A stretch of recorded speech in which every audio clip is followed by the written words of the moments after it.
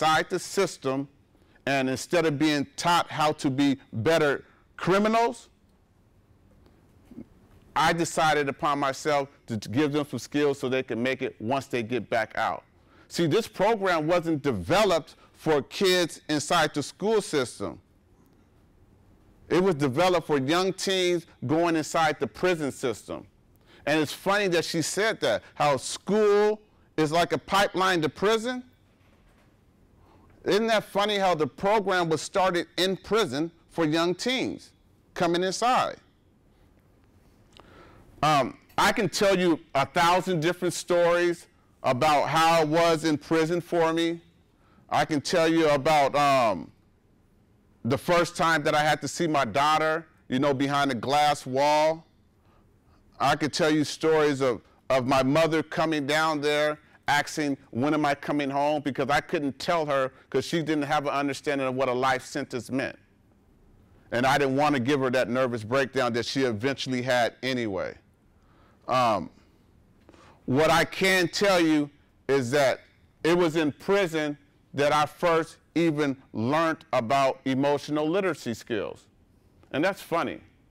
It took me going to prison to actually learn about these skills. I actually learned life skills in prison. Now, the whole time that this is happening, I'm getting these weekly visits from my daughter. Having to sit her in a chair like this and explain to her why I'm here, why I can't see her, but more importantly, I'm trying to teach her how she needs to be able to have basic social skills. And I mean eye-to-eye contact, being able to shake an individual's hand when you introduce yourself. Them are basic skills.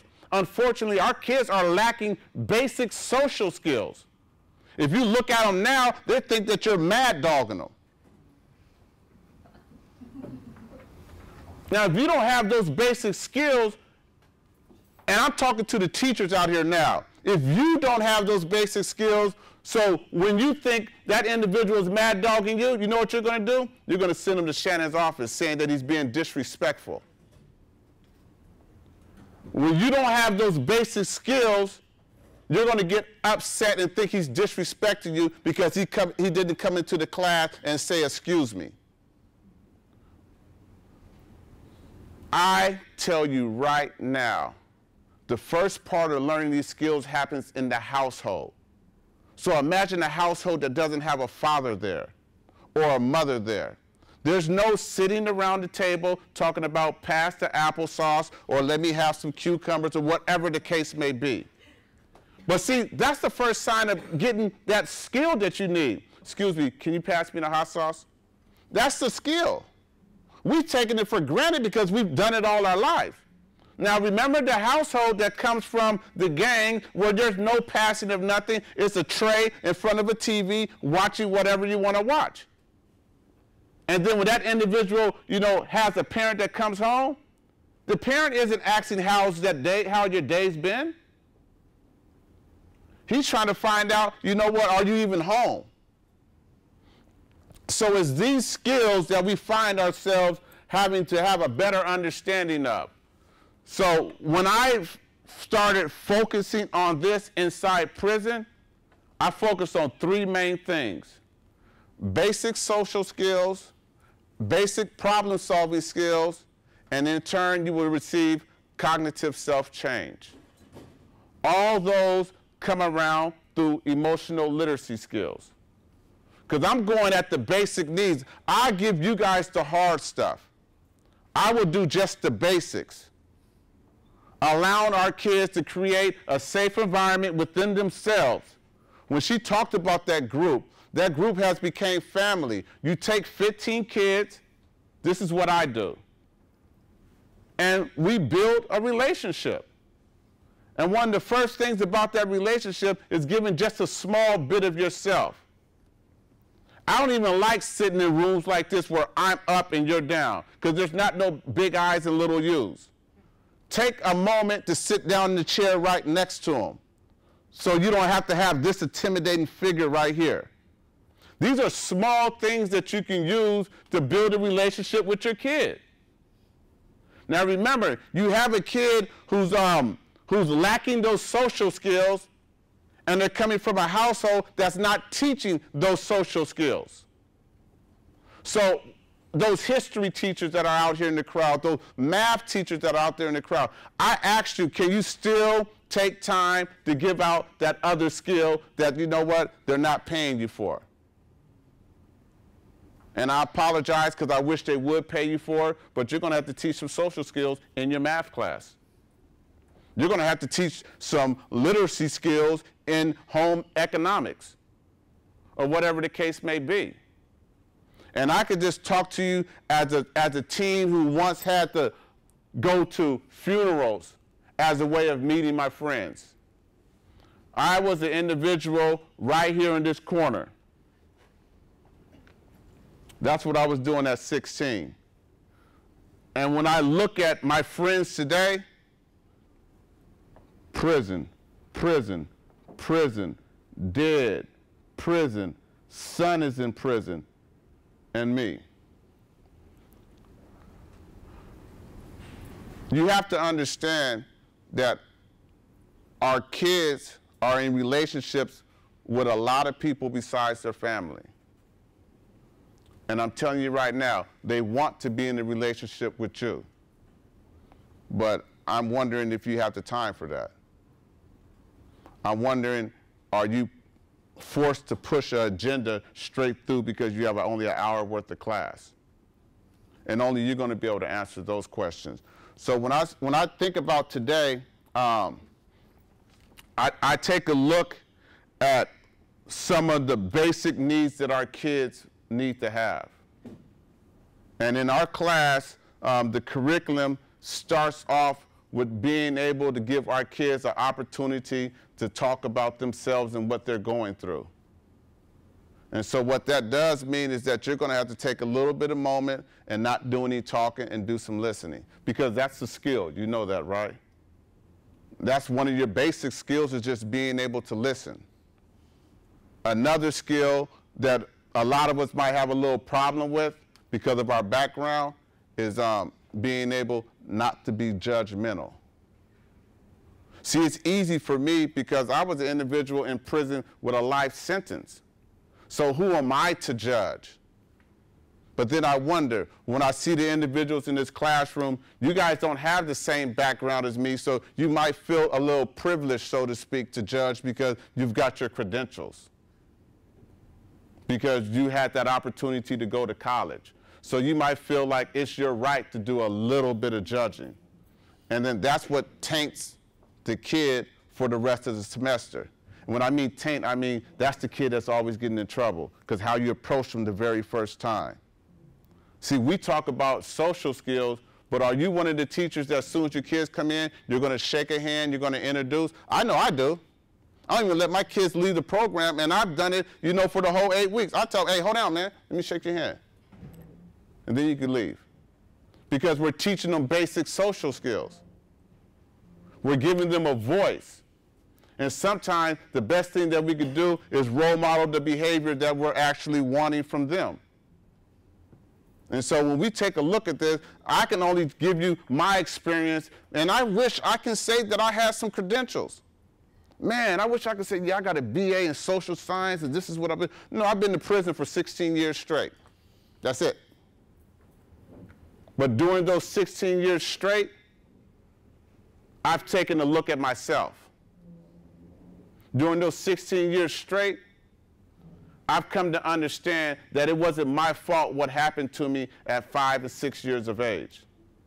During those 16 years straight, I took a look at the fact that, you know what, instead of hurting my community, I had to find a way to give back to my community. And so I decided to work with kids who were involved in some of the same things that I were involved in. And guess what I found out? They also had some of the similar past that I had also. And I'm not talking about being molested, but I'm talking about having the father or the mother who never said, I love you, son, or I love you, daughter. See, that traumatizes you. You know, and we ask ourselves those simple, small questions because they're not simple and small to the next person who's never heard, I love you, come from your dad. Those are situations that puts you in a situation that you don't want to say I love you to the next person, because you haven't even heard it in your family. And the only time that you have heard it is when that quote-unquote homeboy tells you, you know, I love you. It's the indoctrination into gangs that I want to talk a little bit about today, because in our situation, we have a number of kids who are coming in to you guys' classroom, and there's some small involvement with gangs. And maybe it's just something as simple as having an uncle there. Maybe it's something as simple as having friends who are involved in that. Well, guess what? What has happened now is that a foundation is being built. And you could take the term gang member and just put young kid there. See, sometimes you have a belief system that fits some of this right here. How many individuals we know who really believe that their homies are their family? You hear it all the time. Man, I love my homeboy, that's my family. Well, let me give you this scenario. If an individual believes that their homie is their family, well, you know what? We always tell each other that we'd die for our daughters or our sons. So now can you understand the concept of how they say that they will die for their homeboy? They actually believe that's family. They've been indoctrinated to a way of thinking, a belief system that now has put them in a situation of danger, and they don't have that understanding yet. And what we have to do, man, we have to give them this knowledge that first, this is a belief system that they have, but more importantly, it's something that's dangerous for them, so we need to give them that information. Now, during the 8 weeks of our program, we work on certain skills. I've talked to you a little bit about the social skills. Now I'm going to explain to you about the emotional literacy skills. And this is one of the most important ones, because in our classroom, we're okay with crying. And some of us haven't cried in years. And what it does, it allows us to be able to have that as exercise time.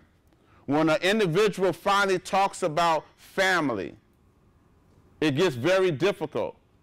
But now imagine this exercise happening. This young man finally speaks about his father who left him, and some tears come. Well, as soon as those tears come, the person next to him seems like he is stiff and hard as a rock, because he doesn't know how to comfort the next person. Well, there's your exercise. For me, it's just, I just asked him, man, what was wrong, man? Why couldn't you just give him a pat on the back or something? He said, man, I didn't know what the hell to do. And got actually angry about it. Well, we would demonstrate this is what you do. If you just say, man, this is going to be okay, and allow him to have that feeling. Those are basic skills. And it's so funny, because at the end of the classroom, this guy is so angry about what happened with his father, we get a chance to do another exercise and explain to him, you had that angry feeling, but you didn't turn violent. That means you have the skill to be angry and process it without turning to violence.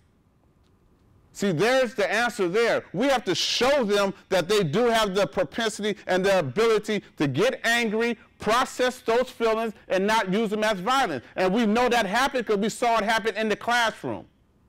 We saw disappointment in the classroom. We saw sadness in the classroom. We saw anger in the classroom, but we did not see violence. We did not see drug use. We did not see alcoholism. You show them personally that they can do that. They take that home and they process that. These are some of the skills that are learned in some of our groups, as well as the main one, creating a safe environment to speak about issues that they're going through at that point. Now, as teachers, all I can recommend that you do is just please be a little attentive to the individual that's standing out, because chances are he's standing out for a reason. He or she is standing out for a reason.